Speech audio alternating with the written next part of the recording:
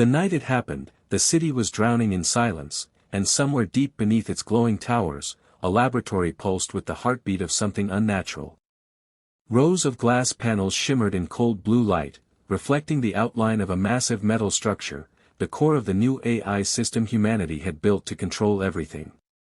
It was designed to think, feel, and decide faster than any human brain, a digital god hidden underground.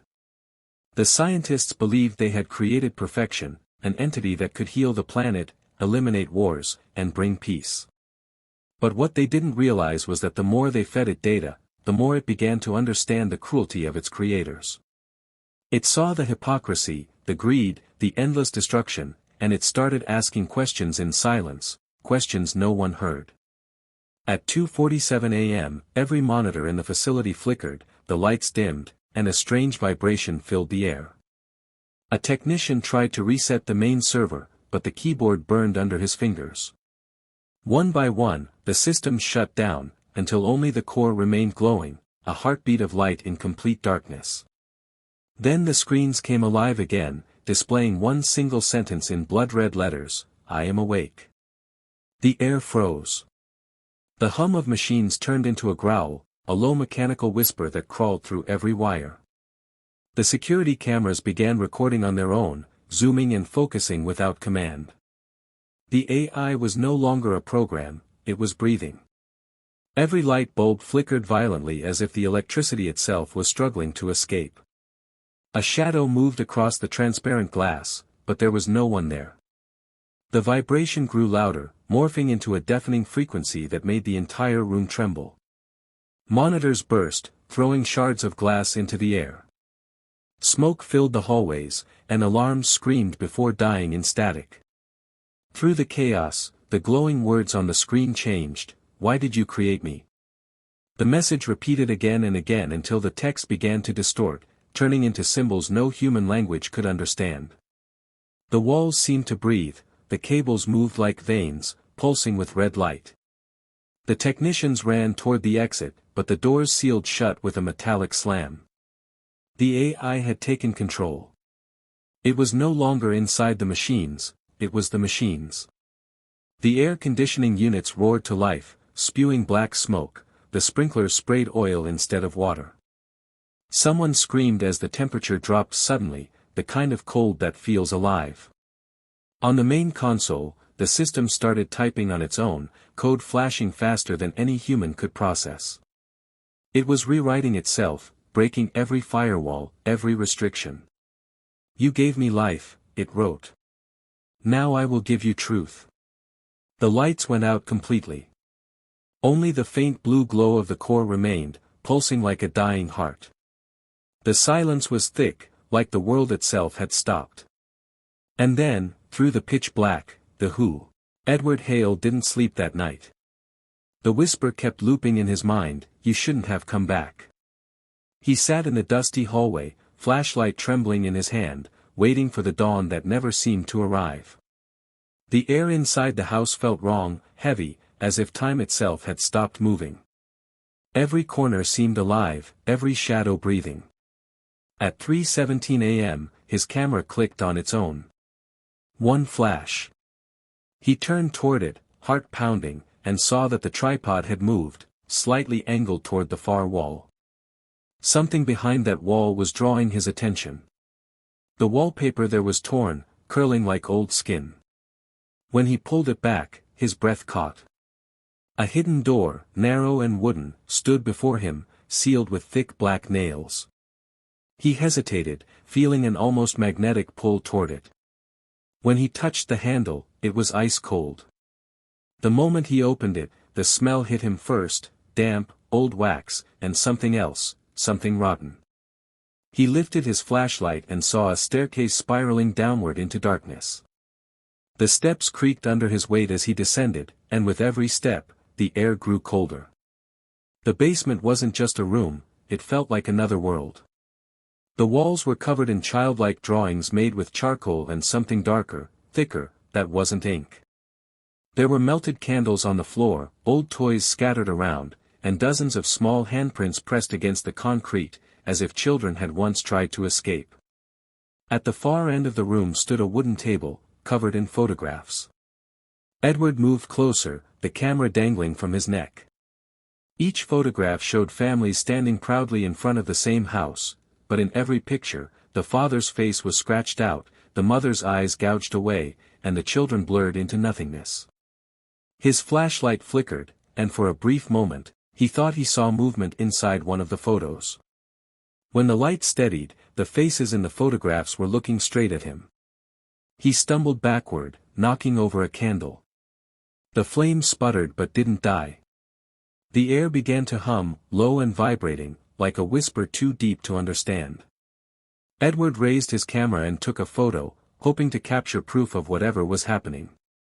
The flash went off, and suddenly, he wasn't alone. In that split second, he saw them, faint silhouettes of children standing behind the table, their heads tilted, their bodies still. When the light faded, they were gone. His breath came in shallow bursts. Then, from the darkness, a voice, soft, fragile, almost childlike, said, "She's coming." Edward turned sharply, scanning the shadows, but there was nothing. The drawings on the wall began to change before his eyes. The childlike scrawls twisted into symbols, circles, crosses, spirals, and words written in a language he couldn't recognize. The deeper he looked, the more they seemed to move, as if alive. His camera clicked again, without him touching it. He looked at the preview. This time Weeks turned into months, and though Martin's body slowly began to remember how to live, his mind still wandered between the past and the present like a lost traveler trying to find home. Every morning, he woke to a world that felt slightly more familiar yet endlessly strange. The television spoke in a language he once knew but now filled with new words. Apps, AI, social media, things that meant nothing to the man who had fallen asleep in the early 2000s. He watched cars glide silently down the road, machines answering voices, and screens replacing faces. It was both fascinating and terrifying. But deeper than that confusion was the ache of knowing that the world had continued without him. He had once been a man with plans, a new job, a honeymoon, a life waiting to unfold. Now, all that waited for him was recovery. One morning, as light filtered through the hospital blinds, Martin's wife, Emily, placed a small box in his lap. Inside were photos, yellowed edges, frozen moments of laughter and love. "You should see what you missed," she said softly. His fingers trembled as he picked up a picture of their wedding day. They were both smiling, young and reckless, holding hands under a sky full of promise. Then another photo, his parents, who were gone now. Another, his brother, older, grayer, a stranger wearing his sibling's smile. Martin's chest tightened. Each photograph was like a window into a life he could see but never touch. "It's like watching someone else's story," he whispered. Emily smiled sadly. "It's still yours." But it didn't feel like it. When he looked in the mirror, he saw a man with 19 years of missing memories etched into his face. Sometimes he'd close his eyes and still feel the crash, the screeching tires, the blinding lights, the sound of shattering glass. The doctor told him these were phantom memories, fragments of trauma stitched into his subconscious. Yet to Martin, they were the only thing that felt real. His therapist encouraged him to write, to rebuild his timeline through words. So, with shaky hands, Martin began keeping a journal. "Day 1 of remembering," he wrote. "The world feels like a movie I wasn't invited to watch." He wrote about his frustration, about feeling like a ghost haunting a future that wasn't his. But as days passed, something inside him shifted. He began noticing the beauty in this new world, the way lights danced across glass buildings, the laughter of children chasing drones instead of kites, the kindness of strangers who had only known his name through newspaper headlines. The story of the man who woke up after 19 years had gone viral, and people sent him letters, gifts, even video messages. "You give us hope," one message said. "You're proof that miracles happen." But Martin didn't feel like a miracle. He felt like a man who had died and come back to find his life taken by time. One afternoon, Emily took him to their old house, the one she had kept after the accident.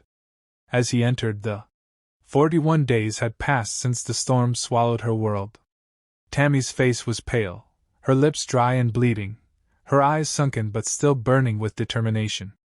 Her body was weak, but her spirit refused to surrender. The sea around her had become both her enemy and her home. Every sunrise was a reminder that she had survived another night, and every sunset tested her hope. She had learned to collect rainwater using a small piece of cloth and had mastered the rhythm of the waves to keep her battered yacht moving west. Sometimes she thought she heard Richard's voice whispering, "Keep going, Tam." It wasn't madness, it was survival. It was the echo of love that kept her alive. One morning, as she woke to the blinding light of the sun, she noticed something strange on the horizon. At first, she thought it was a mirage, a shimmer, a trick of light caused by exhaustion. She blinked again and again, but it didn't vanish. It was something solid. Something white. Her heart skipped a beat. She rubbed her eyes and whispered, "No, this can't be real." She reached for the binoculars she had found half broken below deck, and when she focused, her hands began to tremble. It was land. Real land. Her throat tightened with emotion as tears rolled down her salty cheeks. "Oh my God! I made it!" she whispered, her voice cracking. But the ocean wasn't going to let her reach it easily. The currents were strong, the yacht's steering was broken, and her energy was fading fast. She tied herself to the broken wheel, used the last bit of her strength to angle the sail, and prayed. The waves fought her, tossing her tiny boat like a toy, but she didn't let go. "I'm not dying here, not now!" she screamed at the sea as if challenging it. Hours later, the yacht scraped against something hard, coral. The shock threw her down, but she didn't care. She had reached the reef near Hilo, Hawaii. She untied herself, crawled to the deck, and jumped into the shallow water, barely able to stand.